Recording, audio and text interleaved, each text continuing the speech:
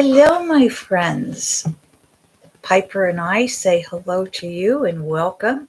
It's always good to see you. We have an interesting question today. It's about anger and fear. And I think it's needed, especially here in the US, but I think worldwide as well. A lot of different countries are experiencing what we're experiencing here, which is a lot of anger. So Philip's question will definitely, or Philip's answer will definitely help us out. I forgot to pull out the Master's Book of Answers. We will also get I guess if I turn it right side up, it would help, wouldn't it? We also will get a message from this book, one of my books. It's the Master's Book of Answers by Philip. And each page is a different wisdom. And this is not a book that you sit down and read. It is a book that you use. What I do is maybe before I go to sleep at night, I'll say, okay, what is it I need to think about or dream about? Or what is it I need to work through while I'm dreaming? And then I'll just kind of flip through and open to any page. Or I may in the morning ask Philip for wisdom for the day. And it always fits. And we do that at the end of our video here, or at the end of our message from Philip. We'll get a message for the week that is either for you personally or for the whole group. So we'll get that message. If you have comments, if you would just put them in the comment. If you have questions, thank you. If you would just put them in the comments below. And I do ask that these be questions of interest to our entire audience. If you have private personal questions, my contact information is right below in just right below here. And go ahead. And if you would just contact me, just go to my website, get my phone number, and give me a call, and we'll get you set for a session. Okay, let's get into our question today, shall we? The question is, why is there so much fear and anger in the world today? I got to tell you, I'm 77, and I lived through the 60s. I was part of the 60s. I think today I've never seen anything like this. And well, hello, Juliet. She says hello and happy Friday. Glad you could join us. I'm not going to have to stop looking at that now so I don't lose my train of thought. But so glad those of you who can join us live. I'm so always pleased with that. But I want to say fear and anger is much stronger than I've ever felt it in my lifetime, in my 77 years of life.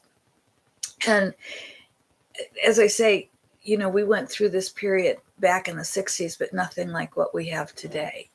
But you've often heard me say the pus has to come out before we can heal. And we are in an evolutionary shift. We are in chaotic times, and we are all feeling it.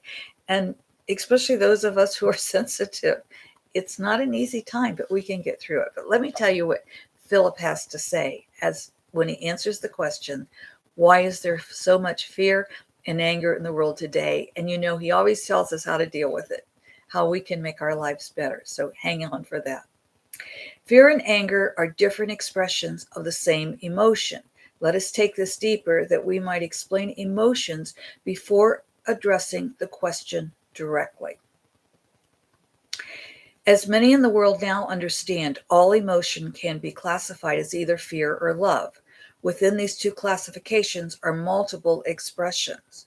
For example, with expressions of fear, there is anger, jealousy, feelings of lack, and so on. With expressions of love, there is kindness, compassion, good works, and so forth. All humans have thoughts of and commit acts of both love and fear. Please keep this in mind as we continue.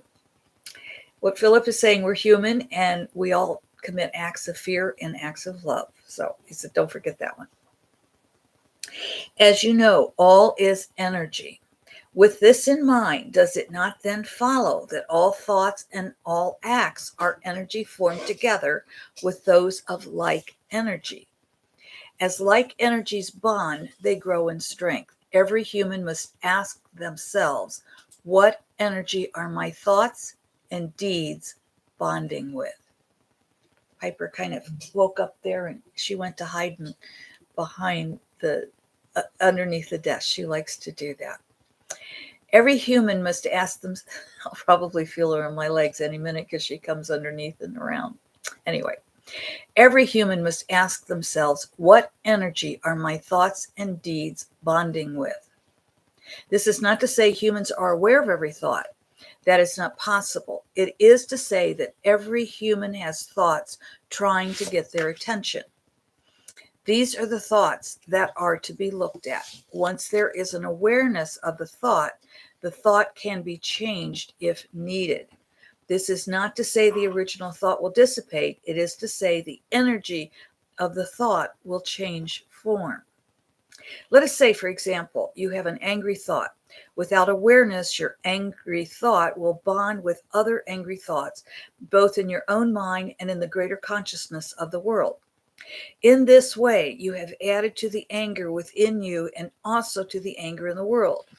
As you become aware of angry thought, you are to then make the choice to exchange the anger for a loving emotion. This simple act changes the energy from anger, an emotion of fear, to one of love. I want to give you a couple of ways of doing that in addition to what Phillip talks about. But let me go on with what Phillip is saying. This is how we heal the world, by first healing ourselves via our thoughts and deeds. It is easy to remember this. With every thought I have, with every act I do, I contribute to the energy of either love or fear within myself and the world. I'm going to repeat that because I think that is so important. Easy? No. Important? Yes. With every thought I have, with every act I do, I contribute to the energy of either love or fear within myself and the world.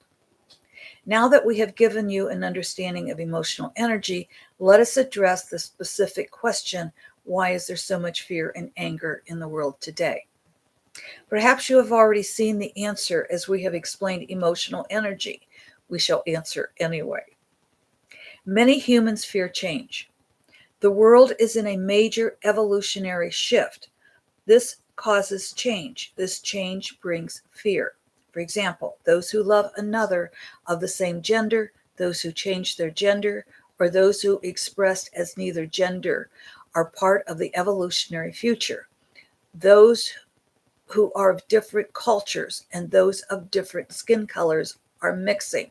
This too is part of the shift. There are many more changes. We name only a few. These, I thought I saw Piper down here for a minute. These changes cannot be stopped. However, those who fear change will continue to bond energy with others who live in fear. They try and will continue to try to stop evolution. They do this through laws, religions that are radical and misguided, and the use of currency. Evolution will take place regardless of the fear. Fear only causes harm, and then only temporarily. It is for all who hear this message to recognize their own fear-based emotions and transform them to love. Like attracts like. As you transform your fear-based emotions to love-based emotions, you weaken the fear in the world. As you open your heart to find compassion instead of anger, you release love into the energy field of love. This is not to say you'll never get angry. Quite the contrary. You will get angry. This is to allow you to draw away from the angry energy pool and transfer this energy to love. The more fear-based emotions you counter in your life, the less bonded is fear in the world. Never doubt the power you have. It is indeed your power that changes your life, and just as importantly, your power changes the world from being fear-based to love-based. This is the evolutionary shift. Do not let it frighten you. Embrace it with love. Well, my friends, I said I wanted to give you a couple, and I actually have three things to think about in addition to what Phillip says here. This is a quote by Viktor Frankl, and it says, "Between stimulus and response, there is a space. In that space lies our freedom and power to choose our response. In our freedom lies our growth, in our response lies our growth and freedom." So true. Not always easy, though, to remember that we have that space between stimulus and response. There she came back, didn't she? Many years ago, I lived in California at the time and I was married, and my mother-in-law was difficult for me to get along with. And she would get very close to me and ask questions and looking at me like this and ask me very personal questions that honestly were none of her business. So I spoke to one of my best friends. I spoke to my best friend, not one of them, but my best friend, Anne. And Anne was a very wise woman. And I said, I don't know how to deal with this. And Anne said, before you answer, take a breath and count to 3. I have never forgotten that. And many times in my life, I have taken a breath and counted to 3. And honestly, then I did forget about it. And I forgot about it for years because there wasn't the stimulus in my life that was upsetting me. Over the last few years, that stimulus has returned. And I had forgotten. I only remembered recently about take a breath, count to 3. So when I find my temper getting ready to explode, I'm doing my best to take a breath and count to 3. Do I always succeed? No. I'm still learning. But I pass these along because basically Anne said the same thing that Viktor Frankl was saying. Take between stimulus and response, we have a space. And in that space lies our freedom and power to choose our response. That's when we have the power to choose love over fear. Something else I came across that I had on my altar for years is a worry stone. And it has a little indentation in it where I can just put my thumb. And when I start feeling anxious or start feeling upset about something, when I get into those negative emotions, get into that fear, I can just rub my stone and that relaxes me. There are so many other ways I have that I could tell you, but just remember Mother Earth is anytime we stand on Mother Earth, that helps us relax, that helps us let go of this energy. Next week, I'm going to do the predictions for March, next Friday. I'll do those. And let me just say, a lot of what happens in the U.S. does affect the world, and it's kind of like, hang on. All right. So just to repeat what Phillip says, this is the evolutionary shift. Do not let it frighten you. Embrace it with love. We can do this. We really can. I am hearing right. If you heard right, our intuition's in sync. If you heard left, that's a message you need to pay attention to. So on the right, Phillip says, when you are lonely, you have been given the opportunity to come to better know the one who lives within you. When you are lonely, you have been given the opportunity to come to better know the one who lives within you. You know, what Phillip is saying in his message today is as we grow, as we heal those issues within us, he reminds us that life comes back on itself. And so when we say, okay, I'm going to stay out of anger, I'm going to stay out of fear, we get those opportunities to prove ourselves correct.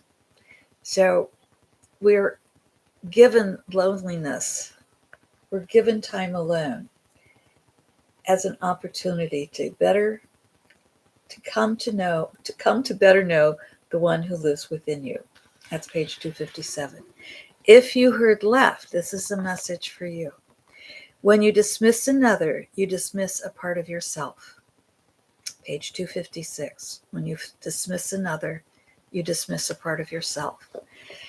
Over the years, I've had to learn that one too. Don't dismiss another. Doesn't mean you have to leave them in your life if that doesn't work. But it means you have to part with love in your heart. All right, my friends. Julia, so glad you could join us live today. Missing so many others that I'm sure are just busy today. And for those of you caught in storms or earthquakes or wars or fires or any of the natural disasters or any of the man-made disasters, you know, we've had, it's like every day we wake up in the U.S. to a mass shooting. And there was another one at Michigan State this week. And another one in Texas at a mall. And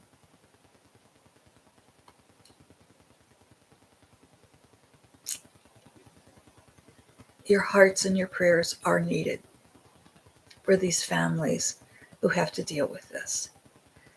So remember, we can never judge another person's journey. Never.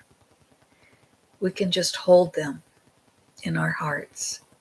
So my friends, as we hold each other in our hearts, I thank you. As we do our work to change our angers and our fears, our jealousies and our inappropriate desires, whatever it is, our feeling of lack, our feeling of not being enough, as we transform that to love, I thank you, because you are not only transforming your life, you are transforming the world. And I thank you. Thank you for the love that you send to us. Thank you. We receive it. Excuse me. And thank you for the love you receive from us. I love you, my friends. See you soon. Bye for now.